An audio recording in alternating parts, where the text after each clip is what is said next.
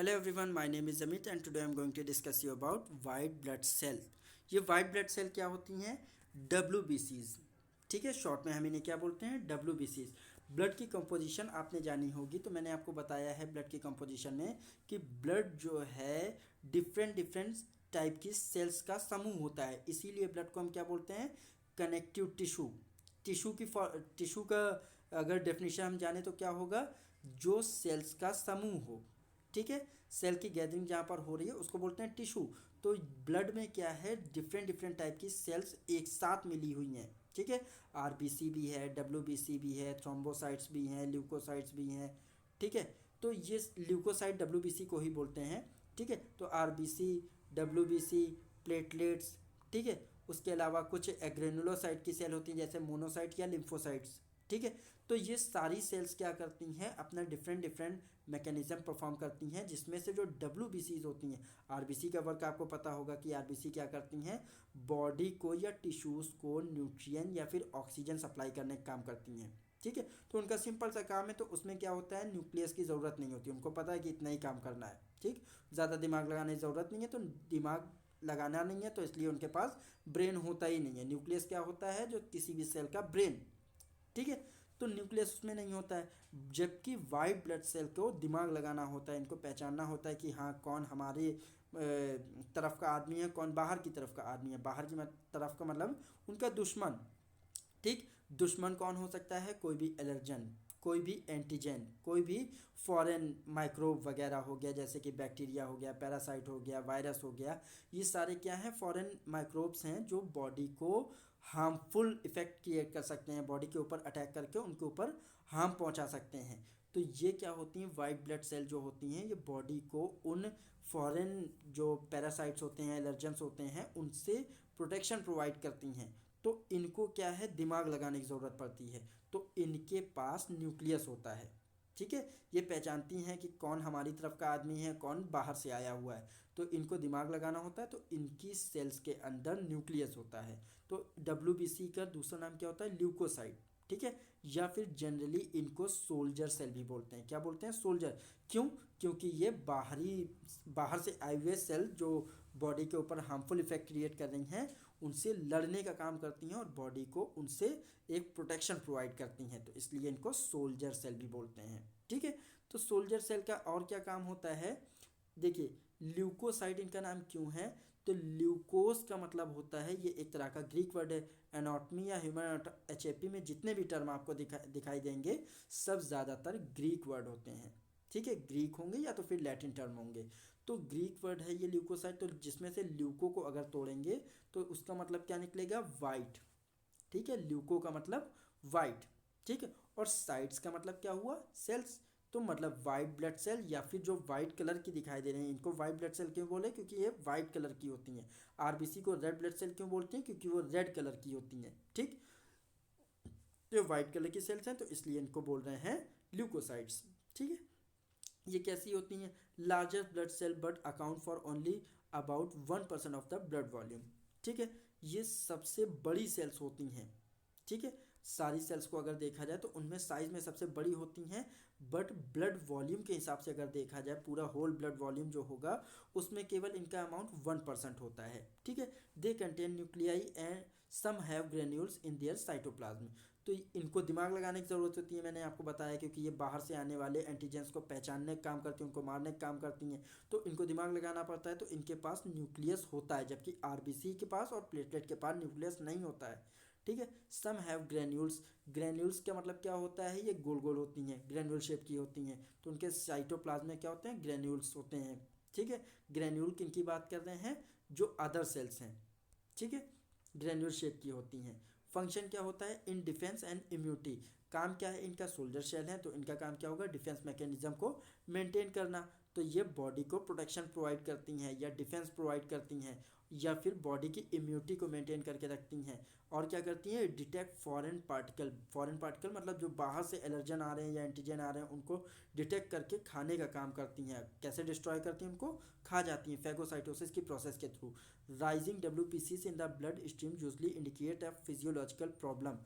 जब ये ऐसे एक्टिव नहीं होती हैं, इनकी संख्या कब बढ़ती है, चाहे वो न्यूट्रोफिल हो, चाहे बेसोफिल हो, चाहे इयोसिनोफिल हो, या मोनोसाइट हो, या लिम्फोसाइट हो, ये कब बढ़ती हैं, जब बाहर से कोई एंटीजन बॉडी के ऊपर अटैक करता है। ठीक है, एंटीजन के तौर पे हम क्या ले सकते हैं, कोई भी बैक्टीरिया, कोई भी वायरस, कोई भी ऐसा माइक्रोब जो बॉडी को हार्मफुल इफेक्ट पहुंचा सकता है, तब ये एक्टिव होती हैं और अपनी संख्या बढ़ाना शुरू करती हैं। ठीक है, तो हर एक सेल का अपना अपना काम है। ठीक है, हर एक सेल को अपने दुश्मन के बारे में पता है। हर एक सेल ऐसा नहीं है कि कोई एलर्जन आया और सारी सेल एक साथ अटैक कर गई।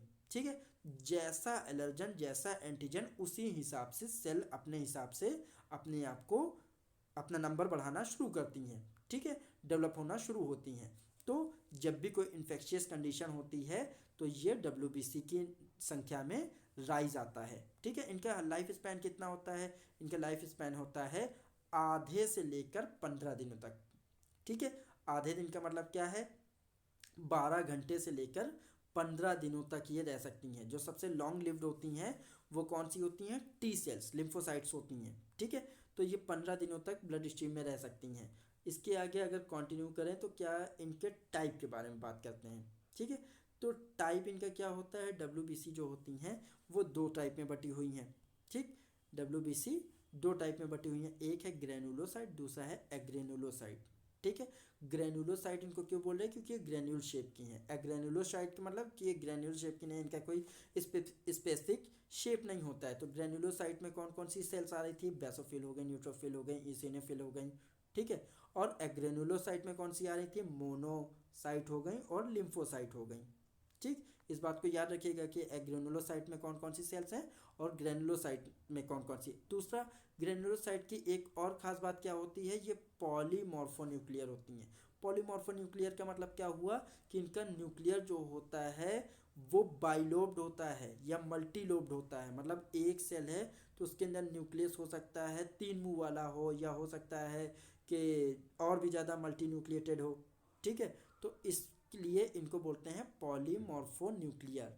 ठीक है, तो ये दो पार्ट में डिवाइड होती हैं। और जो एग्रेनुलोसाइट होती हैं, जो ग्रेन्यूल शेप की नहीं है, तो उसमें कैसा न्यूक्लियस होता है, ऐसा होता है, या कहीं लार्ज सा न्यूक्लियस होगा। तो अलग अलग टाइप के न्यूक्लियस के बिहाफ पे इनको डिफ्रेंशिएट किया गया है। ठीक है, सो आगे अगर कंटिन्यू करें तो based on the dyes they take up when stained in the lab they are further classified eight.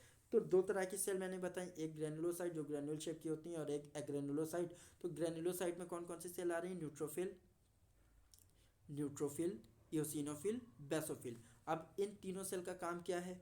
ठीक, देखिए ये WBC का पार्ट है, तो इनका मेन काम क्या होगा, बॉडी को प्रोटेक्शन प्रोवाइड करना, डिफेंस मैकेनिज्म उनका मेंटेन करके रखना। ठीक है, अगर कोई बाहर से एंटीजन या एलर्जन अटैक करता है तो उसको खा जाने का काम करना है। खा जाने को क्या बोलते हैं, कौन सी प्रोसेस, फैगोसाइटोसिस। ठीक है, फैगोसाइटोसिस,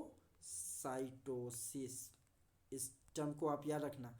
इस प्रोसेस में क्या होता है, एक सेल दूसरी सेल को खा जाती है। ठीक है, तो फैगोसाइटोसिस की प्रोसेस के थ्रू ये बाहर से जो एंटीजन आ रहे हैं, जो एलर्जन आ रहे हैं, जो भी फॉरेन माइक्रोब्स अटैक कर रहे हैं, उनको खा जाती हैं, डिस्ट्रॉय कर देती हैं। तो ग्रेनुलोसाइट के अंदर तीन सेल कैटेगराइज हो रही हैं, न्यूट्रोफिल, इयोसिनोफिल और बेसोफिल। ये इयोसिनोफिल, बेसोफिल और न्यूट्रोफिल का मतलब क्या है, देखिए इनमें एक टर्म समझ में आ रहा है। क्या टर्म समझ में आ रहा है, देखिए बेसो का मतलब हुआ ये एक ऐसी सेल्स होती हैं जो केवल बेसिक डाई से स्टेन की जाती हैं। जब ब्लड सैंपलिंग में इनको काउंट करना होगा, इनको देखना होगा, इनकी प्रेजेंस देखनी होगी, तो इनके लिए कौन सी डाई की ज़रूरत पड़ेगी, बेसिक डाई से इनको स्टेन किया जाता है या कलर किया जाता है। तो ये कैसी दिखाई देती हैं, पर्पल कलर की दिखाई देती हैं। कैसी दिखाई देती हैं, पर्पल कलर की। ठीक है, बेसिक डाई से अगर इनको स्टेन करेंगे।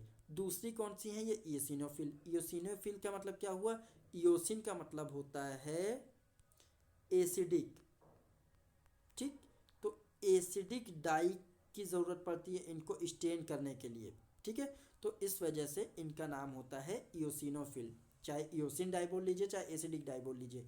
तो जब इनको एसिडिक डाई से स्टेन किया जाता है तो कैसी दिखाई देती हैं, ये पिंक रेड कलर की दिखाई देती हैं।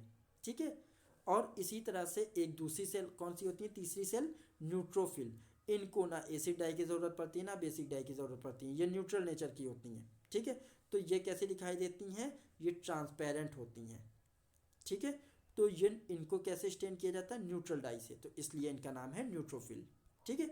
अब इसी तरह से बात कर लें एग्रेनुलोसाइट की, ठीक, मतलब इनका सेल का जो बाहर का शेप है या न्यूक्लियस का जो शेप है वो गोल नहीं है या ग्रेन्यूल शेप का नहीं है, तो इसलिए इसमें दो सेल डिवाइड होती हैं, मोनोसाइट और लिम्फोसाइट, ठीक। लिम्फोसाइट किसकी सेल थी, लिम्फेटिक सिस्टम में मेनली पाई जाती है, और मोनोसाइट ये डब्ल्यूबीसी का ही पार्ट है, ठीक है। ये मोनोसाइट आगे फर्दर क्लासिफाइड होती हैं तो ये बनाती हैं मेगा कैरियोसाइट्स, ठीक है। मेगा कैरी सॉरी हाँ मेगा कैरियोसाइट्स बनाती हैं, तो ये मैक्रोफेज बनाती हैं, सॉरी मैक्रोफेज क्या करती हैं, ये अदर सेल को इनगल्फ करने के लिए सबसे ज़्यादा फेगोसाइटोसिस की जो फॉर्मेशन प्रोसेस होती है वो किसके थ्रू होती है, मोनोसाइट की एक मैच्योर फॉर्म होती है टिश्यू लेवल पे, तो उसको क्या बोलते हैं, मैक्रोफेजेस, ठीक है। तो मोनोसाइट और लिम्फोसाइट किस सेल के अंतर्गत आ रही हैं, एग्रेनुलोसाइट, और ये दोनों किसका पार्ट है, डब्ल्यूबीसी का, ठीक। डब्ल्यूबीसी का दूसरा नाम क्या था, ल्यूकोसाइट। सो आई होप आपको डब्ल्यूबीसी की पूरी फॉर्मेशन पता लग गई होगी कि ग्रेनुलोसाइट क्या होती हैं, ग्रेनुलोसाइट क्या होती हैं, ग्रेनुलोसाइट के अंदर कौन कौन सी सेल इन्वॉल्व होती हैं और इनको ये नाम क्यों मिला है, एग्रेनुलोसाइट में कौन कौन सी सेल इंक्लूड होती हैं और उनको वो नाम क्यों मिला है, ठीक है। तो ये सारी बातें आपको आई होप कि समझ में आ गई होगी। So now thank you.